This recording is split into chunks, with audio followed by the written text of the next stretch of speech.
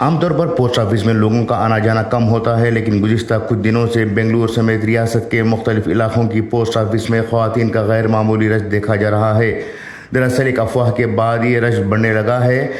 افواہ میں کہا گیا تھا کہ اس ماہ کی آخری تاریخ تک پوسٹ آفس میں اکاؤنٹ کھلوانے کے بعد ان کے اکاؤنٹ میں 8,500 روپے جمع ہونے لگیں گے۔ انتخابات کا سلسلہ ابھی جاری ہے، مگر زیادہ تر برقع پوش خواتین بینکوں میں اکاؤنٹ کھلوانے کے لیے قطار میں ٹھہری ہوئی ہیں۔ زیادہ تر خواتین پوسٹ آفس میں اکاؤنٹ کھلوانے کے لیے جدوجہد کر رہی ہیں۔ ان میں سے کچھ خواتین کا ماننا ہے کہ پوسٹ آفس میں اکاؤنٹ کھلوانے کے بعد انہیں ماہانہ 8,500 روپے ملیں گے۔ خواتین کہہ رہی ہیں کہ وہ صبح سے ہی قطاروں میں کھڑی ہوئی ہیں اور پوسٹ آفس میں علیحدہ کاؤنٹر بنائے گئے ہیں۔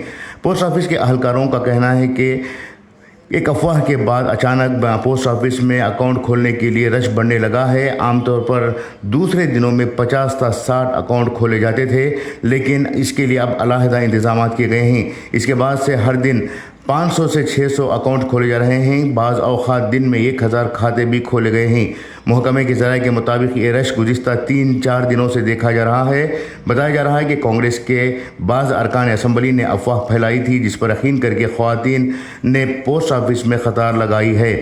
ارکان اسمبلی کا کہنا ہے کہ انڈیا بلاک یعنی کانگریس پارٹی اقتدار پر آنے کے بعد خواتین کو 4 جون کے بعد سے رقم ملنا شروع ہو جائے گی۔ واضح رہے کہ کانگریس نے مہالکشمی اسکیم شروع کرنے کا وعدہ کیا ہے، جس کے تحت BPL کارڈ سے نیچے کے خاندان کی خاتون سربراہوں کے کھاتے میں 8,500 روپے راست منتقل کیے جائیں گے۔